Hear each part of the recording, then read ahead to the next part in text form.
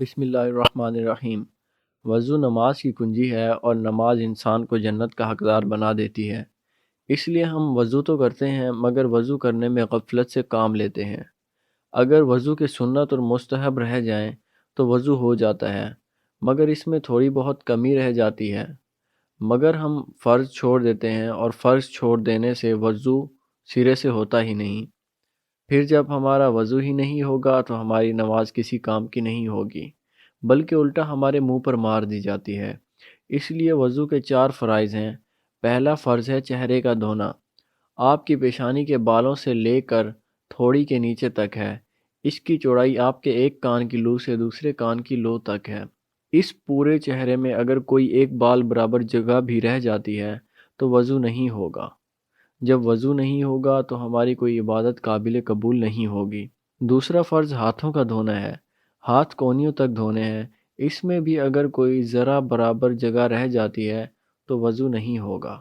تیسرا فرض چوتھائی حصے کا مسح کرنا فرض ہے، اور پورے سر کا مسح کرنا فرض بھی ہے اور سنت بھی۔ چوتھا فرض جو سب سے اہم ترین ہے، اس میں پاؤں کا دھونا ہے، ٹخنوں سمیت۔ اکثر لوگ پاؤں دھونے میں جلد بازی کرتے ہیں، جس کی وجہ سے ایڑیاں بھی خشک رہ جاتی ہیں اور ٹخنے بھی۔ اس لیے احتیاط سے کام لینا ہے، ان چیزوں کا خیال رکھنا ہے۔ چوتھا فرض جو سب سے اہم ترین ہے، اس میں پاؤں کا دھونا ہے، ٹخنوں سمیت۔ اکثر لوگ پاؤں دھونے میں جلد بازی کرتے ہیں، جس کی وجہ سے ایڑیاں بھی خشک رہ جاتی ہیں اور ٹخنے بھی۔ اس لیے احتیاط سے کام لینا ہے، ان چیزوں کا خیال رکھنا ہے جو وضو کرنے کے بعد حضور رحمت صلی اللہ علیہ وآلہ وسلم نے ہمیں دعائیں سکھائی ہیں، جو کہ ترمذی شریف جلد نمبر 1 صفحہ نمبر 121 ہے۔ روایت کیا گیا ہے، حضور نبی رحمت صلی اللہ علیہ وآلہ وسلم نے فرمایا، اے اللہ مجھے کثرت سے توبہ کرنے والوں میں بنا دے اور مجھے پاکیزہ رہنے والوں میں شامل فرما دے۔ اور صحابہ کرام رضی اللہ تعالیٰ عنہ حضور نبی رحمت صلی اللہ علیہ وآلہ وسلم کی ایک ایک بات کو اپنے لیے دنیا جہاں سے زیادہ بہتر سمجھا کرتے تھے۔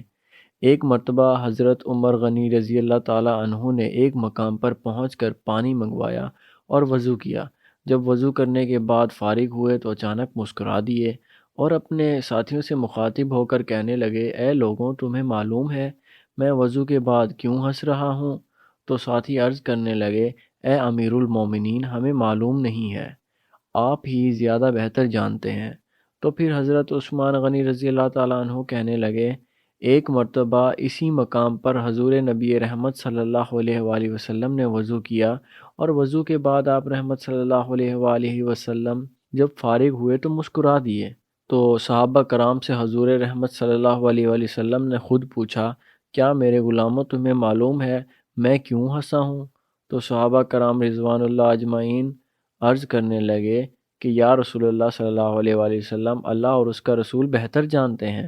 حضور رحمت صلی اللہ علیہ وآلہ وسلم نے ارشاد فرمایا کہ جب آدمی وضو کرتا ہے تو چہرہ دھونے سے چہرے اور ہاتھ دھونے سے ہاتھوں کے، سر کا مسح کرنے سے سر کے اور پاؤں دھونے سے پاؤں کے گناہ جھڑ جاتے ہیں، گویا وہ بندہ ان تمام اعضاء کے گناہوں سے معصوم ہو جاتا ہے۔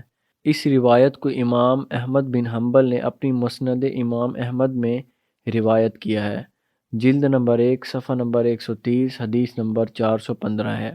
اسی طرح وضو میں سونے کی بہت ساری فضیلتیں ہیں۔ حضور نبی رحمت صلی اللہ علیہ وآلہ وسلم نے ارشاد فرمایا، باوضو ہونے والا روزہ رکھ کر عبادت کرنے والوں کی طرح ہے۔ اسی طرح سنن دارمی میں ہے، حضور نبی رحمت صلی اللہ علیہ وسلم نے ارشاد فرمایا، جو بندہ وضو کے ساتھ ہر وقت رہتا ہے اس کے لیے جنت کے 8 دروازے کھول دیے جاتے ہیں، پھر جس دروازے سے چاہے اندر داخل ہو جائے۔ اسی طرح ہمیں اللہ اور اس کے رسول کریم صلی اللہ علیہ وسلم کے قریب ہونے کے لیے بہت ساری چیزیں سکھائی ہیں۔ تو جب ہم حضور نبی رحمت صلی اللہ علیہ وسلم کے فرمان پر عمل کریں گے، انشاءاللہ تعالی دونوں جہانوں کی کامیابی ہمارے لیے اللہ کی طرف سے نصیب ہوگی۔